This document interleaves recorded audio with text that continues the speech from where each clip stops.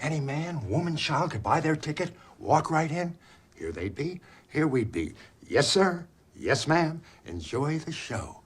And in they'd come, entering a palace like in a dream, like in heaven. Yep, you're hooked. Yep. Hold on to your butts.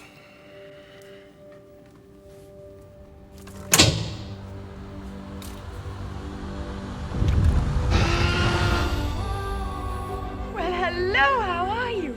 Welcome to my Kingdom 4 film. I'm so glad that you're here. Do you have your favorite cup of coffee ready? Good, I've got mine. I'm so excited because today our example is the perfect example of visual storytelling. It's an absolute classic, and it gets even better than that. It's a children's film. I know, it's gonna be good. So grab your favorite cup of coffee and let's go to the movies. If I were to say that a small budget children's film from 1995 is what I believe to be an exceptional example of visual storytelling, and dare I say, is a level of excellence we should reach for as filmmakers, would your curiosity be piqued? Good, because that's exactly what I'm saying. And it's gonna happen today. This film was made by two filmmakers that did one simple thing to tell this story. They used the visual elements they had to tell it. This execution of craft earned the movie 2 Oscar nominations in 1996 for Best Cinematography and Best Art Direction. You won't find groundbreaking effects or technological achievements in this film, but you will find the most important part: the story. This film had a budget of $17 million, and regardless of that, it still tops my list of excellent storytelling because of our director, Alfonso Cuarón, and cinematographer, Emmanuel Lubezki. Well, well, well. Look what we have here, professional storytellers. I love this part because when I found out that these two were responsible for this film, everything made sense. Say, take a gander. These two filmmakers weren't legends at the time, but they were about to be. And the Oscar goes to? Alfonso Cuarón. Emmanuel Lubezki. Alfonso Cuarón. Emmanuel Lubezki. This name I can pronounce. Alfonso Cuarón. This was just the beginning for these two. A very long time ago, there lived a beautiful princess in a mystical land known as India.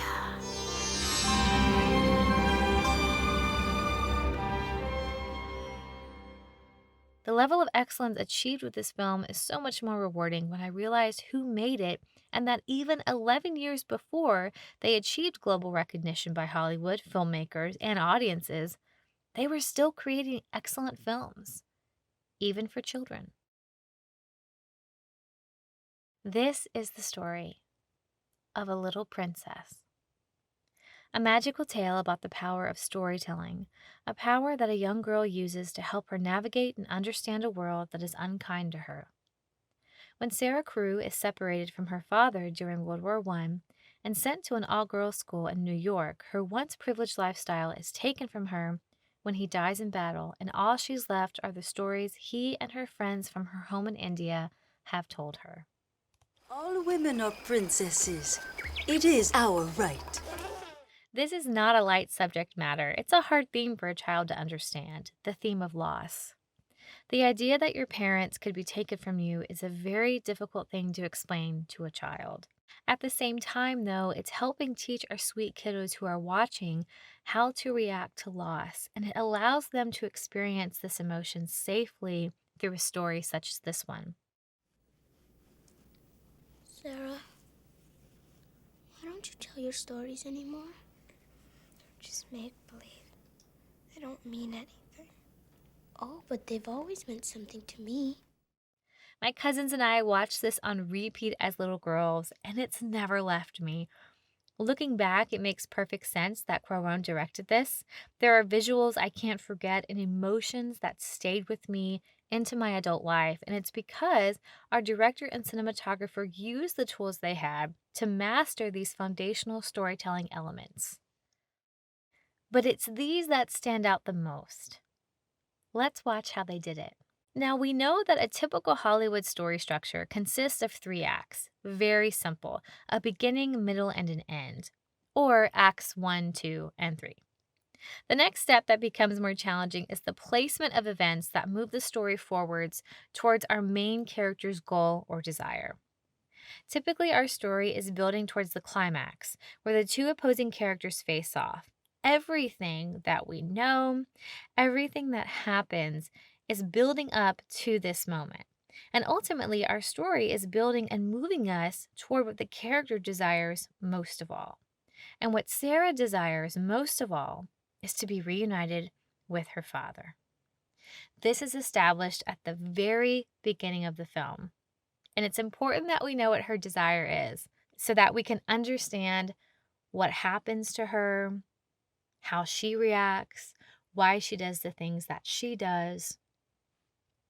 And ultimately, this should lead to her either achieving her desire or not achieving her desire. The in-between moments are filled with character development, inciting incidents, success and failure that not only serves the story and keeps us moving forward, but it's building a relationship between its characters and the audience. And ultimately, if you're getting lost and unsure about your story, just remember, above all things, a story has to make sense. If there's a scene existing for just the sake of it, it isn't needed. Just ask, does the story make sense? What did you just do? Just a little curse I learned from a witch back in India. Curse? But I wouldn't brush my hair as much if I were you. Every single act that they do needs to make sense for the story. It needs to make sense to their character. If it's something out of the blue, it's going to confuse your audience and you're going to be like, why am I watching this? With this film, we see the 3-act structure clearly. Its timing looks like this. Our first act is about 30 minutes long. Our second act picks up from there and goes on for about 55 minutes, where our third act is given about 5 minutes to resolve. The total running time for this film is 1 hour and 32 minutes. As I always say, if it's not broke, don't fix it. Where was I? This leads us into our main area of focus today that this film mastered. It is the art of the setup and payoff. This technique is also referred to as Chekhov's gun.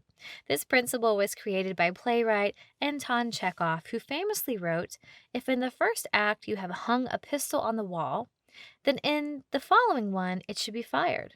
Otherwise, don't put it there." Which is also saying that you should not show something without a purpose for it. Typically, within your first act, that's where all of your setup happens. It's establishing characters, our setting, our time, our location, etc. Our inciting incident that kicks off our story leads us into Act 2, and then in Act 2 is where all of our payoff begins to unfold. I counted at least 12 different setups within 30 minutes of our film, and this is all taking place in Act 1. What stands out the most about the way our director sets these up is that they didn't feel like setups. They were subtle and they made sense to our story. Our eyes were directed to look at what we needed to see in order to understand the payoffs that would come later so that we could understand and be invested in the story being told. I could have you arrested for taking this. At the 32-minute mark, our inciting incident occurs. At Sarah's birthday party, she is told that her father has been killed in battle.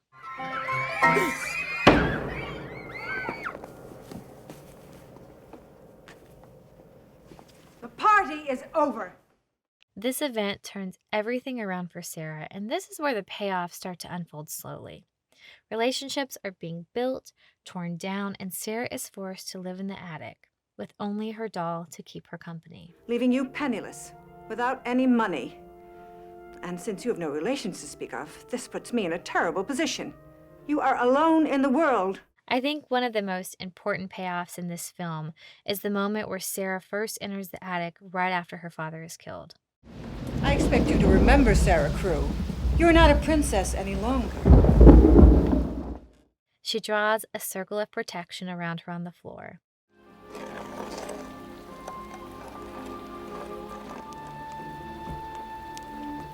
A technique she learned from a story, the story that was set up for us in the very beginning. Rama drew a circle in the ground and said to her, "This is a magic circle. So long as you stay inside it, no harm can come to you." She then whispers to her doll Emily and holds her tight because of the story of Emily that was set up for us right before her father left. As Sarah lays here desperate and alone, she is literally clinging to story for hope that her father may still be alive.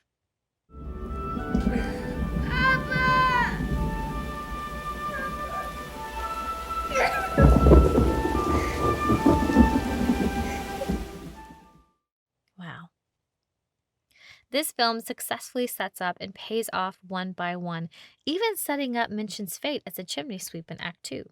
What these setups and payoffs do is establish relationships, key plot points, and events to move us towards Sarah's main desire, which is, again, to be reunited with her father.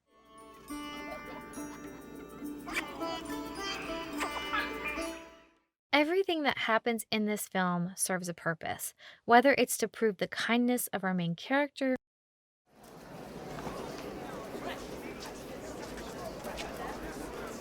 Give her a flower. Wait.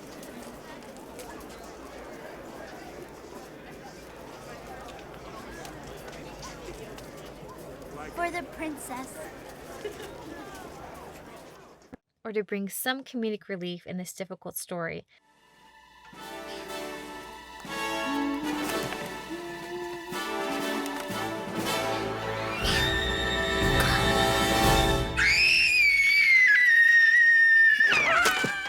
Each minute is used wisely to move us closer to the main goal. A good story is filled with struggle.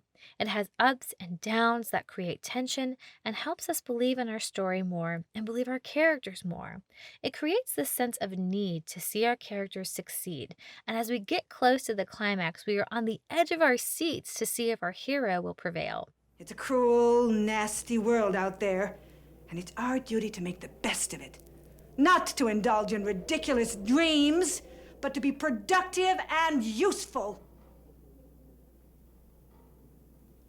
Do you understand what I'm saying? Yes, ma'am. Good. But I don't believe in it. Other than setup and payoff, what he did here very masterfully is he really set up this climax to succeed. Because I think this is one of the most satisfying climaxes in storytelling that I've seen. When I think of a climax in a story that is well-deserved, well-earned, one that has been set up so well for us that we're cheering at the end of this, I think of this movie. I am a princess. All girls are.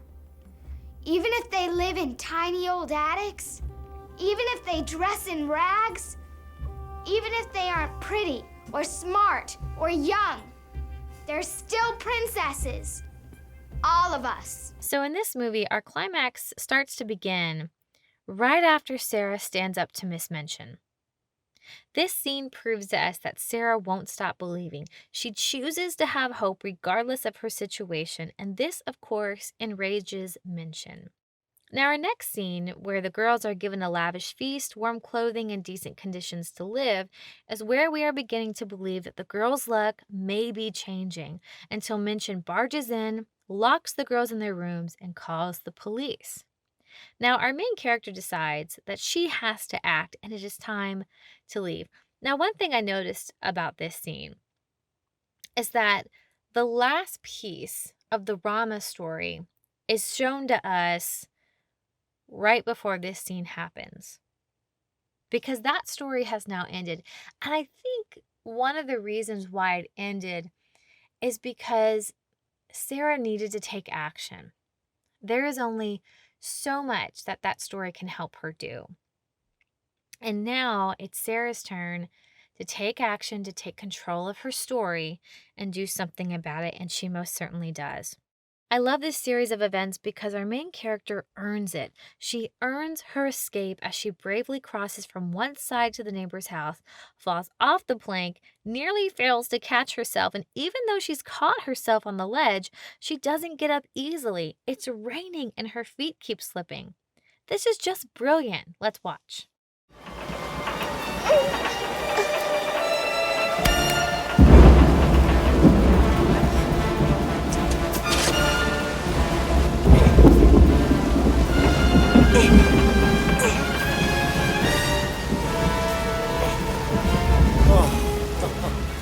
Well, don't just stand there.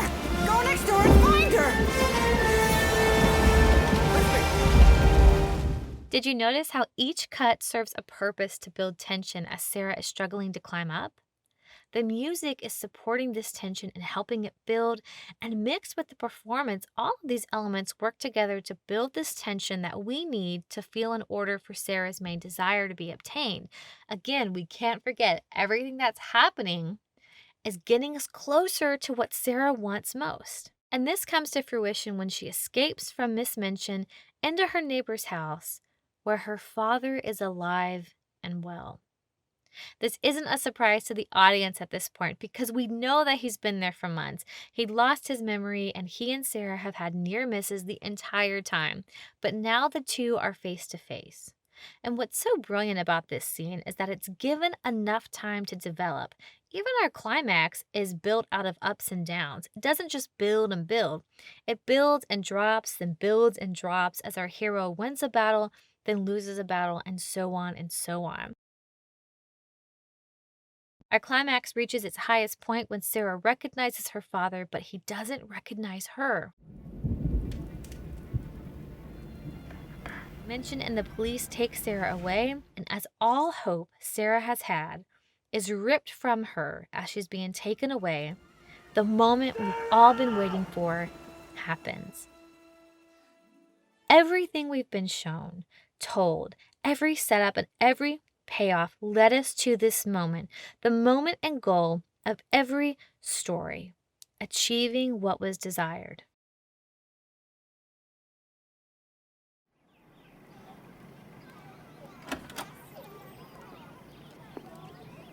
Our resolution, or Act 3, begins in the next scene and lasts for about 5 minutes.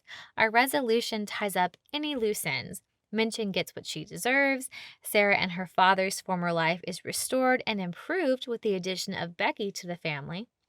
It is assumed the girls' school has a new headmistress, and the last setup and final payoff moment is this one.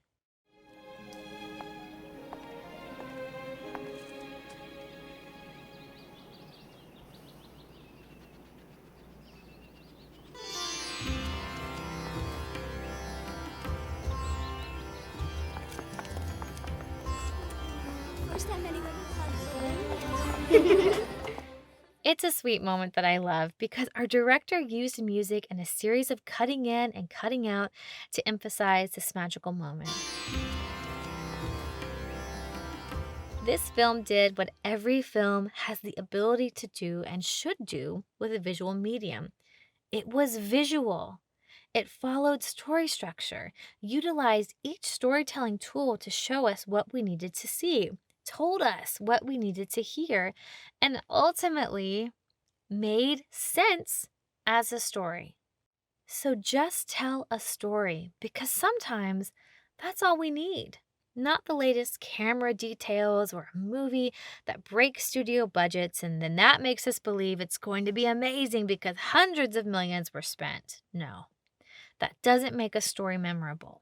We won't remember those artificial elements that exist to serve the story, not stand out. We'll remember how we felt. That is what never goes away.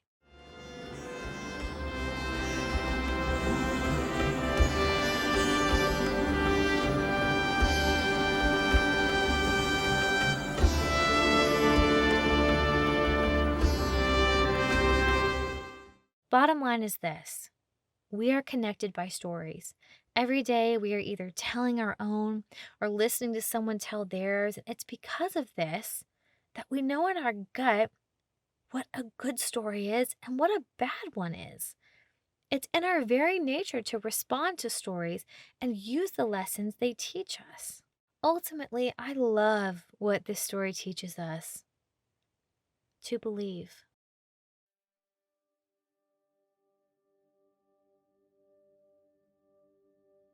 Thank you all so much for watching. I cannot tell you how much I appreciate your time and spending your Saturday morning with me and just watching all of our videos. I put a lot of my time, actually all of my time that is extra, into doing these videos. So if you're new to this channel, thank you so much for watching. I sincerely mean that. Every single view just lifts my spirits and encourages me, because I know that you are engaging with the content and you're learning, and I want you to learn. Not only do I want you to learn, but I want you to celebrate with me and analyze and discuss.